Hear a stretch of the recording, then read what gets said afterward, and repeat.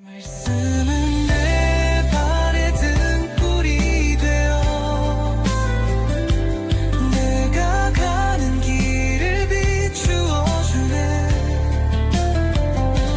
길을 잃은 나를 불러주시고 어두운 밤속 빛을 밝혀주시네. It's Bible time! 12월 17일 수요일 It's Bible Time. 네, 여러분 한 주 잘 보내고 계십니까? 날씨가 조금 쌀쌀하죠? 여러분 이럴 때 환절기 또 감기 조심하시고요. 아침에는 꽤 많이 춥다가 낮에는 기온이 좀 올라갑니다. 여러분들 우리의 마음도 또 싸늘했던 마음도 늘 이때쯤이면 예수님의 성탄의 때가 다가왔을 때 마음의 온도가 올라가는 것을 느끼게 됩니다. 이번 주 금요일 우리는 금요 성령 집회 드리는 시간에 우리 모두 성탄 전야 예배를 드리는데요. 어느 때보다도 이 성탄의 따뜻한 그 시간으로 마음의 온도를 높이시고 또 주변에 예수 믿지 않는 분들 또 예수 믿으시라고 또 우리 교회가 예수님을 이렇게 찬양하고 또 예수님을 이렇게 환영하고 있노라고 아기 예수 오신 것을 이렇게 기뻐하고 있노라고 보여주시면서 함께 하실 수 있는 그런 금요 성령 집회 시간 또 성탄 전야 예배의 시간이 됐으면 좋겠습니다. 오늘 여호수아 20장 1절부터 9절의 말씀 함께 보시도록 하겠습니다. 여호와께서 여호수아에게 말씀하여 이르시되 이스라엘 자손에게 말하여 이르기를 내가 모세를 통하여 너희에게 말한 도피성들을 너희를 위해 정하여 부지 중에 실수로 사람을 죽인 자를 그리로 도망하게 하라. 이는 너희를 위해 피의 보복자를 피할 것이니라. 이 성읍들 중에 하나에 도피하는 자는 그 성읍에 들어가는 문 어귀에 서서 그 성읍의 장로들의 귀에 자기의 사건을 말할 것이요 그들은 그를 성읍에 받아들여 한 곳을 주어 자기들 중에 거주하게 하고 피의 보복자가 그의 뒤를 따라온다 할지라도 그들은 그 살인자를 그의 손에 내주지 말지니 이는 본래 미워함이 없이 부지 중에 그의 이웃을 죽였음이라. 그 살인자는 회중 앞에 서서 재판을 받기까지 또는 그 당시 대제사장이 죽기까지 그 성읍에 거주하다가 그 후에 그 살인자는 그 성읍 곧 자기가 도망하여 나온 자기 성읍 자기 집으로 돌아갈지니라 하라 하시니라.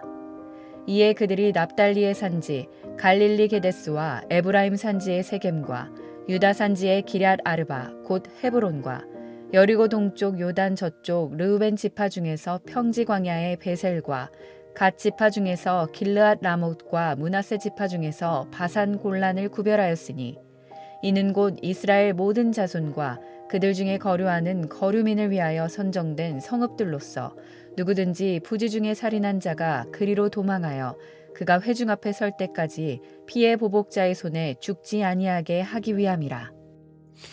네, 여호수아 20장 1절부터 9절의 말씀 도피성에 담긴 하나님의 정의라는 제목으로 함께 말씀을 보겠습니다.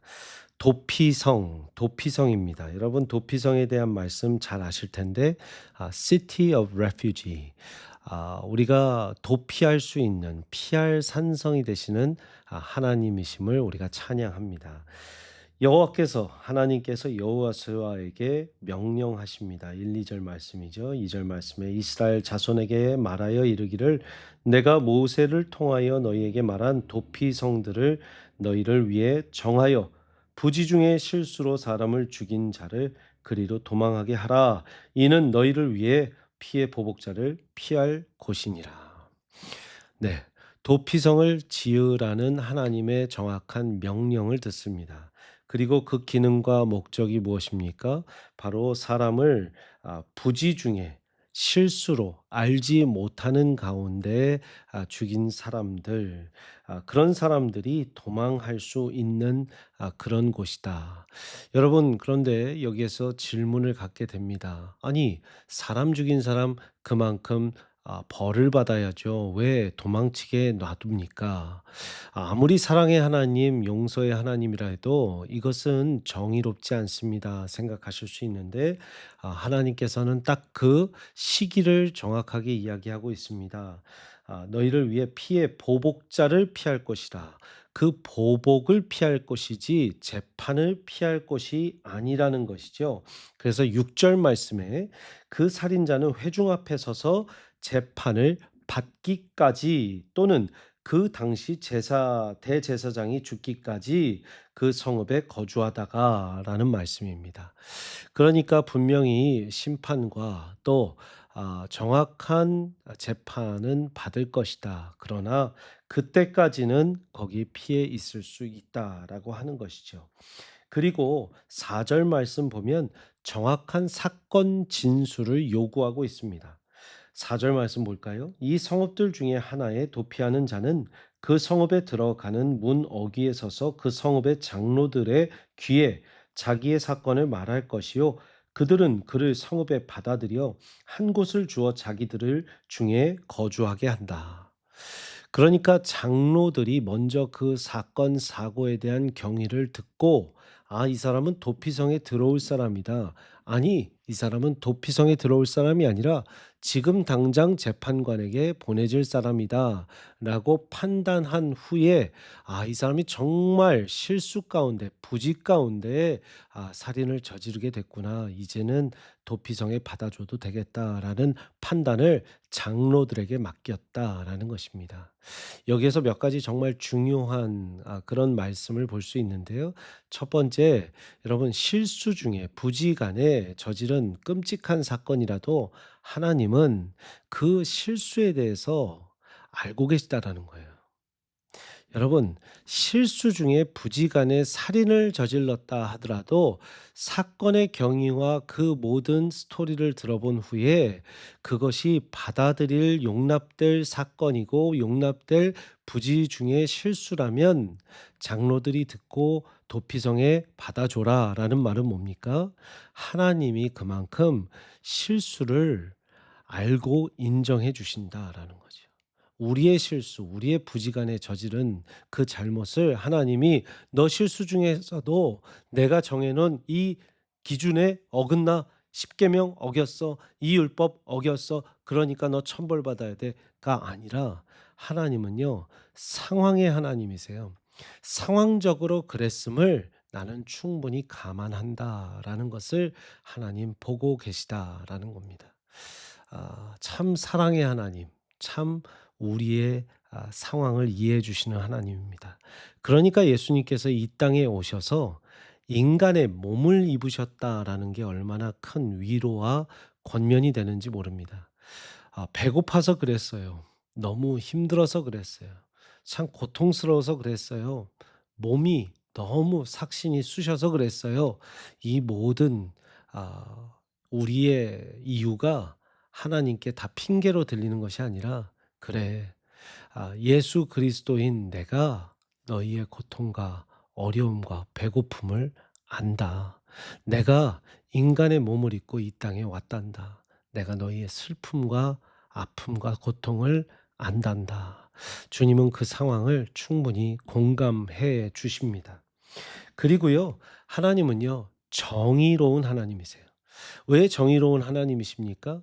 그 사건 경위를 들어보고 아니면 아니다라는 겁니다. 그리고 이 모든 것을 덮고 용서만 하는 게 아니라 나중에 재판을 아까 6절 말씀처럼 받기까지, 그리고 대제사장이 새로이 세워지면 분명히 새로운 재판을 받을 수 있도록 꼭 그 재판의 자리에 설 수밖에 없는 것을 우리는 알 수 있습니다. 여러분, 하나님은요 공의의 하나님이시기도 하고 자비의 하나님이시기도 합니다. 자비의 하나님이시기도 하고 공의의 하나님이시기도 합니다. 공의 없이 자비 없고 자비 없이 공의가 없는 것입니다. 하나님의 속성, 성품은 그렇습니다. 오늘 이 도피성, City of Refuge, 이 도피성은요 하나님의 자비만을 보여주는 것이 아니라 공의 위에 선 자비를 보여주는 것이죠. 재판 없이 어떠한 처벌 없이 그냥 다 묻어주고 용서해 주는 것이 도피성이 아니라 분명히 재판할 것을 기다리는데 무의미한 살인이 또 저질러지지 않기를 바라는 마음에서 9절 말씀에 또 한 번 있습니다.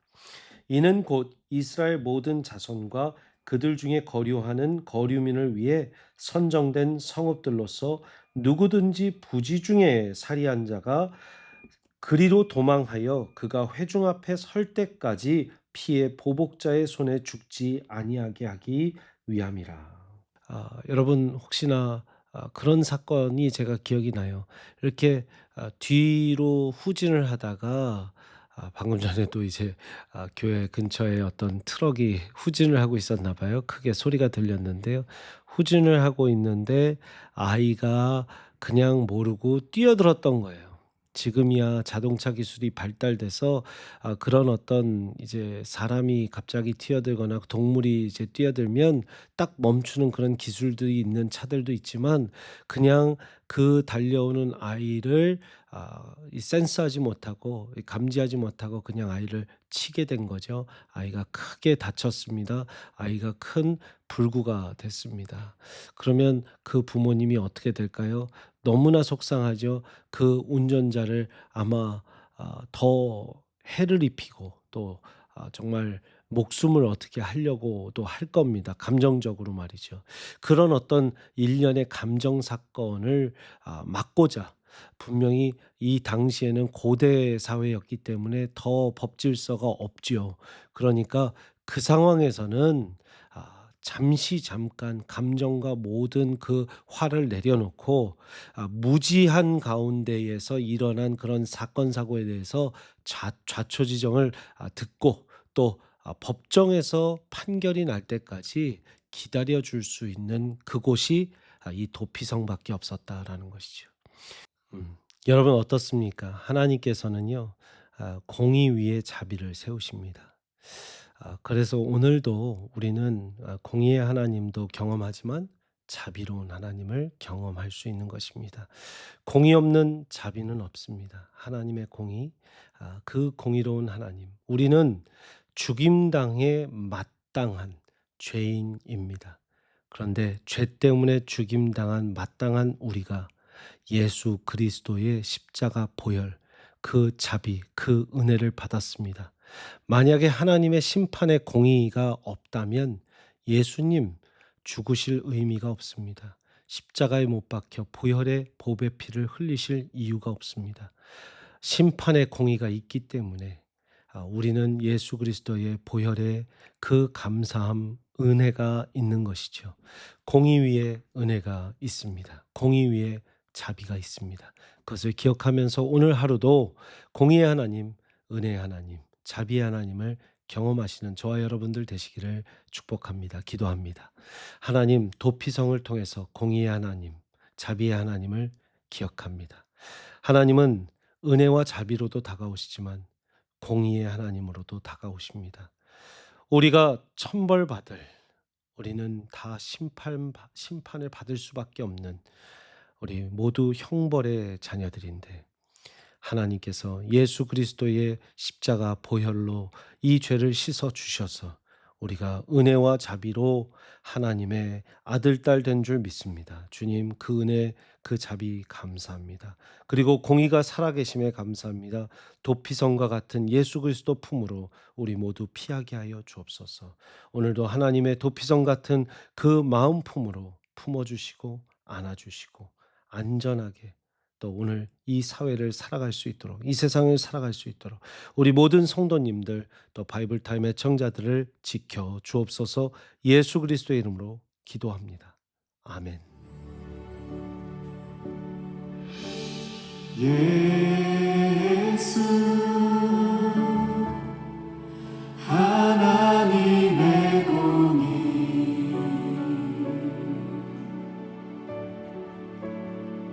주도 생자